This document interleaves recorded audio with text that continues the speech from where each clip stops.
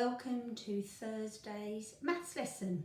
Now, I did advertise this lesson as area and perimeter, but I thought we'd have a look at volume today because it follows on very nicely from the work that we were doing yesterday with squares and rectangles.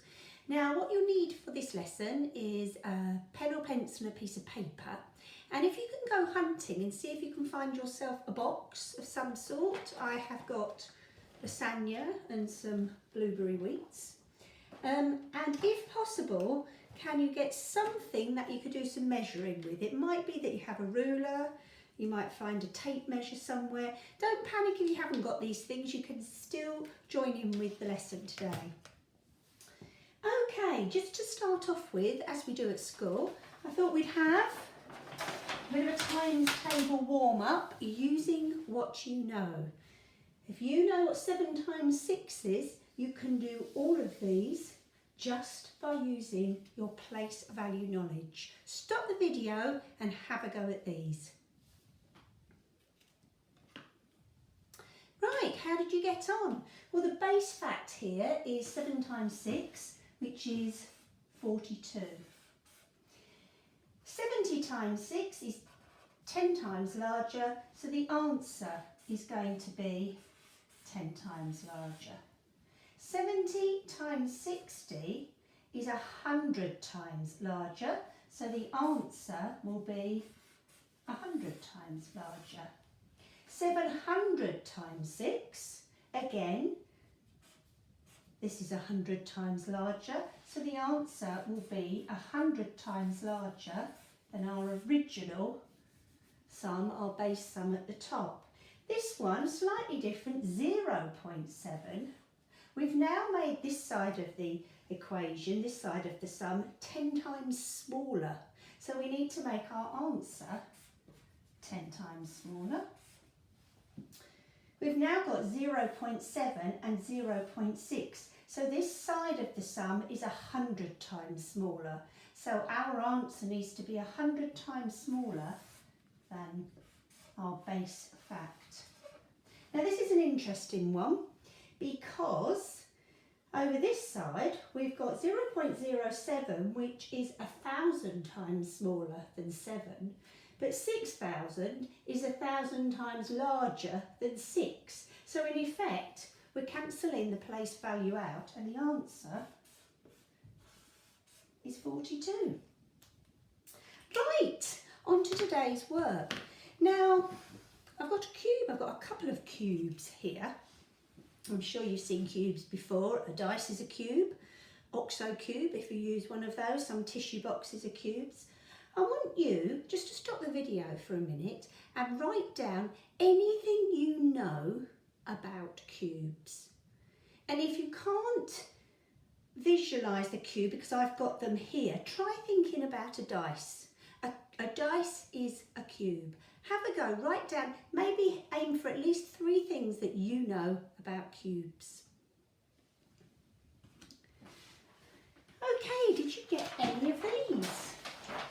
So first of all, it's a 3D shape. We were working with 2D shapes yesterday, squares and rectangles. This one's a 3D shape. It has 8 vertices.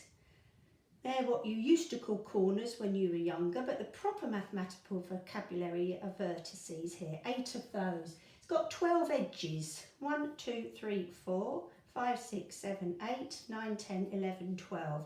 They are where 2 faces meet. And we're on to the faces, it has 6 faces.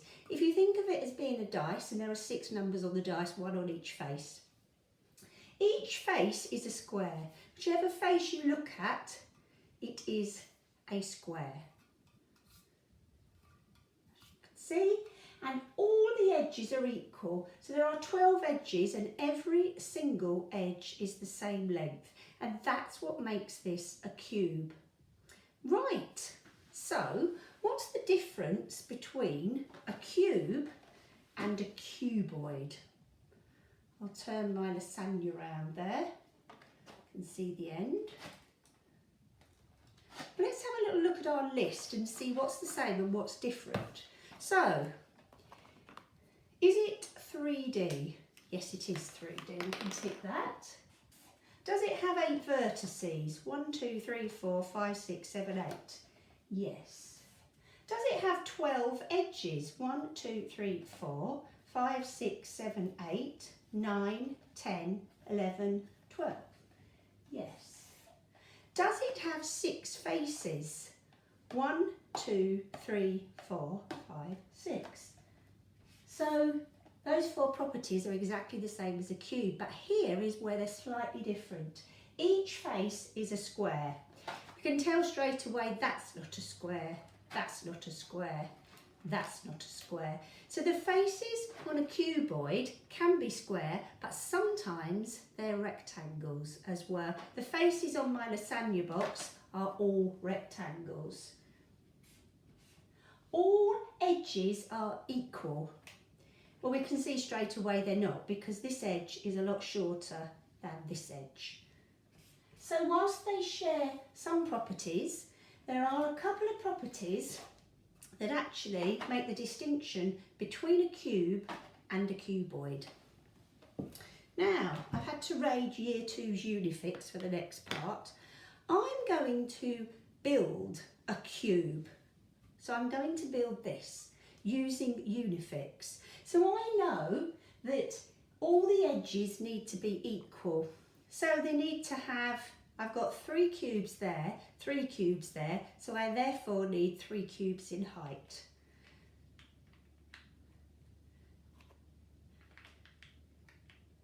So there I have my cube made out of Unifix cubes. As you can see, the bottom level has got 9 cubes.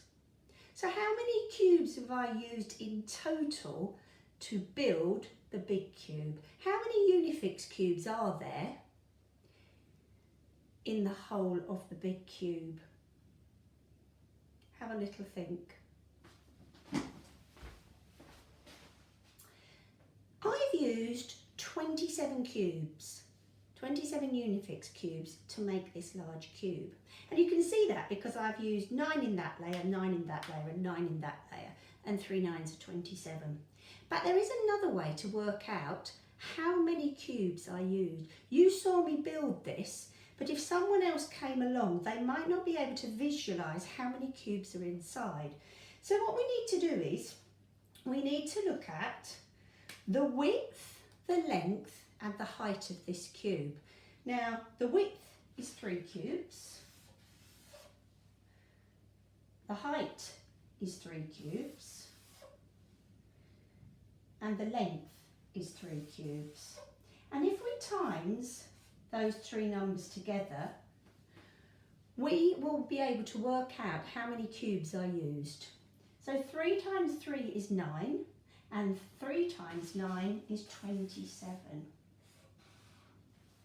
Now the other way I could write this is 3 cubed. And we call 27 a cube number because it is the same as 3 cubes, and it's also, you are able to build a cube using 27 smaller cubes. Let's have a look at another number, cubed number. So 2 cubed, if I wanted to build a smaller cube, I'd use 2 cubes for the width, 2 cubes for the length, and 2 cubes for the height. 2 times 2 is 4, and 4 times 2 is 8. So 2 cubed equals 8. And 3 cubed equals 27. Stop the video and see if you can write some more cubed numbers on your piece of paper. And it will just be 3 numbers that are the same multiplied together. Have a go. Did you get any of these? So 4 cubed would be 4 times 4 times 4. 4 times 4 is 16, and 16 times 4 equals 64. So 64 is a cubed number. What about 5 cubed? This would be a cube that was 5 wide, 5 length, and 5 in height. So that would be 5 times 5 times 5. 5 times 5 is 25. 25 times 5 equals 125. So that's another cubed number. What about 10 cubed? This would be a cube that measured 10 by 10 by 10. So that would be 10 multiplied by 10 multiplied by 10. 10 times 10 is 100. 100 times 10 is 1,000. That's another cubed number. 64, 125 and 1,000 are all cubed numbers. Now, the volume of an object is the amount of space it takes up. So I know that this big cube has been made up of 27 Unifix cubes. So the volume of this big cube is 27 Unifix cubes. And we were able to work that out by multiplying length, width, height. 3 by 3 by 3, which is 27. Now that's great because this is made with Unifix cubes and we can tell that very, very quickly. But how would we work out the volume of this cube? Because it hasn't been made from Unifix cubes. We don't know its length, its width or its height. So this is where you need to get a ruler and you need to measure. Now I need to know the length, the width and the height of this cube.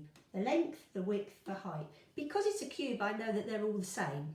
So I only need to measure one of those edges and it measures 11 centimetres. So the length is 11, which means the width must be 11 and the height is 11. So in order to find out the volume, I have got to work out 11 multiplied by 11 multiplied by 11. Well, 11 multiplied by 11 is 121. I can just about do this in my head. Multiplied by 11 would be 1,331. Okay.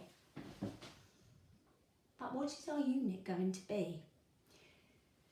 We've got centimetres times centimetres times centimetres. I know centimetres times centimetres is centimetres squared, but we've now timesed it by another centimetre. So the unit here is centimetre cubed. We just write a little 3 in the air. So if I had some tiny cubes that were 1 centimetre cube, I'd be able to fit 1,331 inside this cube. Now, that's great. We've worked out the volume, the space that the cube takes up. What about the cuboid? Which do you think has the largest volume? Which of these two shapes takes up the most space? Well, the only way we're going to be able to work it out is to measure the sides of this cuboid and work out its volume. Now, I've already measured the sides here, and let's have a different colour. It is 9 centimetres across here and 5 centimetres along here and 19 centimetres high. So we need to multiply those three numbers together. Now I know 5 times 9 is 45, but I'm going to multiply that by 19. I am going to do a long multiplication for that, just for accuracy. 5 times 9 is 45. 4 times 9 is 36. Add 4 is 40. I'm now multiplying by 10, so I need to show that here. 1 times 5 is 5. 1 times 4 is 4. Add these two together. So I now know the volume of this cuboid is 855 centimetre cubed.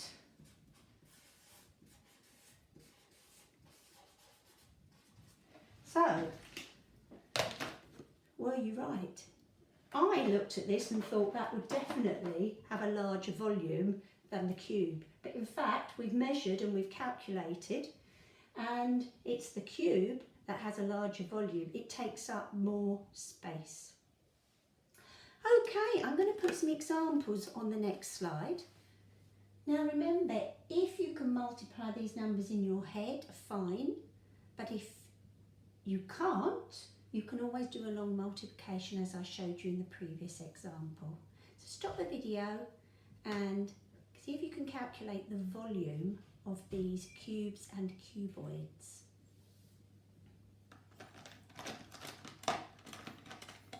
How did you get on? So the volume of this cube here, I only needed to write one edge because all edges are the same in a cube. It would be 4 by 4 by 4, which is 64 centimetres cubed. This cuboid here, 10 times 3 times 4 is 120 centimetres cubed.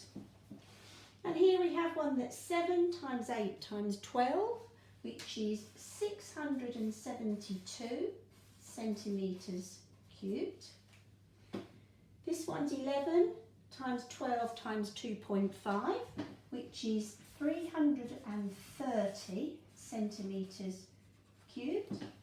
And the final cuboid, 8.5 times 7.2 times 9.6, is 587.52, and in this case it's meters cubed. Now we're multiplying three numbers together, length, width and height. Do you think it matters which order you multiply those numbers in? Let's take this one up here. Does it matter if we do 10 times 3 times 4 or 3 times 4 times 10 or 4 times 3 times 10? Stop the video, try these three calculations and see what you find. What you will find is that it actually doesn't matter which order you multiply the length, the width and the height in. You will still find the correct volume. Okay, another little challenge. If we go back to my cube up here and I say that S is the length of the side and V stands for volume, can you write an algebraic expression using S and V to calculate the volume of any cube? Think what you are doing each time. What you would do is you would be multiplying S times S times S. So we'll do it in this little space here. S times S times S equals V. But I know that S times S times S is actually S cubed equals V. So this would be your algebraic expression to find the volume of any cube where the length of the side is S. Now what I'd like you to do is have a go at calculating the volume of the box that you brought to this lesson. So what you'll need to do is measure the length, the width and the height, and as we've just discussed, it doesn't actually matter which order you do that in. We've got the height, the length and the width, and you need to multiply those three numbers together. If you've got a rather large box and some very big numbers, you could find a calculator and work it out on that if it's proving a little bit too difficult. Stop the video and have a go at working out the volume of your box. Now we have a slightly different problem here. We have a cuboid and we know the volume is 72 centimetres cubed. And what we've got to try and find out is the length. Now I know that length times width times height will equal 72. So I could write out 4 times 3 times something equals 72. Now I know that 4 times 3 is 12. So 12 times something equals 72.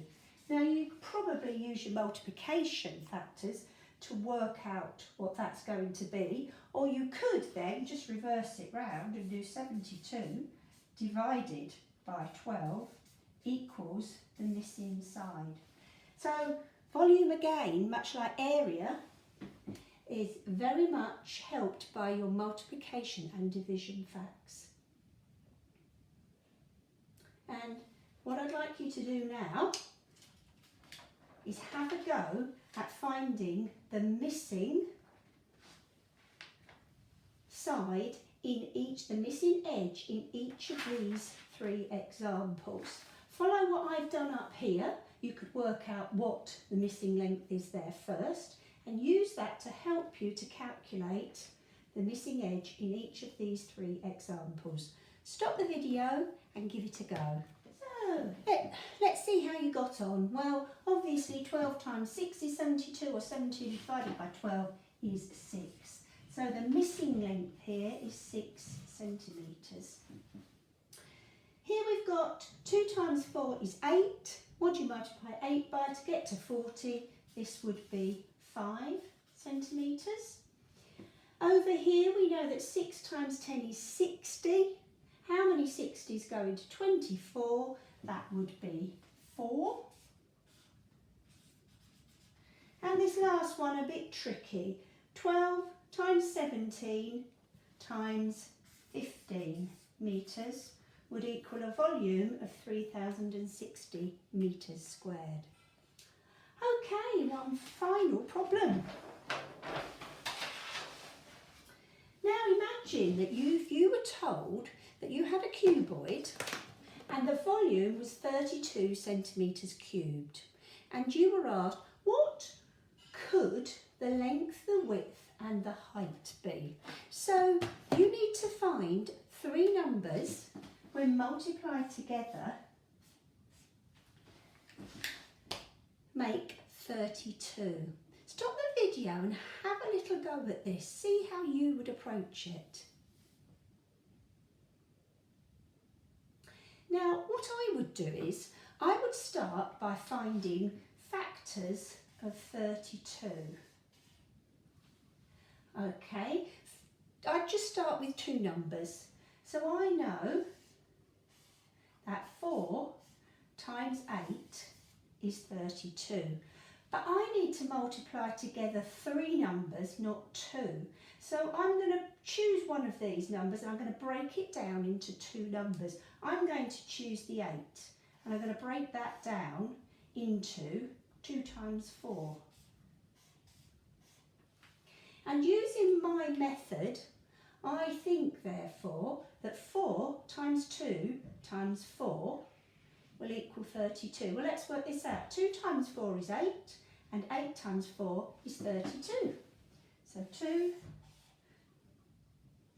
the other way round, doesn't matter, does it? We can do it any way round. We've got 4 times 2 times 4, or 4 times 4 times 2 equals 32. So that's the way to solve something like this. You need to find factors of that number and then split it down until you've got 3 numbers that multiply together to make the total volume. Now, if you head over to Google Classroom, you will find the worksheets for today.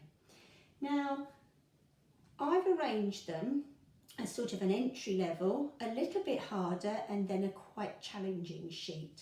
So just to get you going, the first level, the beginning level, is spicy, okay?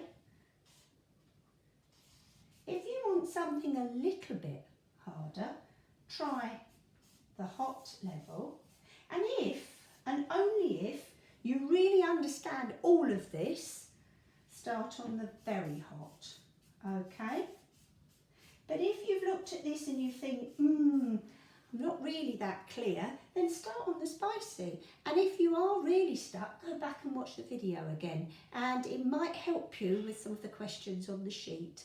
The other thing, of course, you need to do today is you need to be very accurate with your multiplication. Good luck.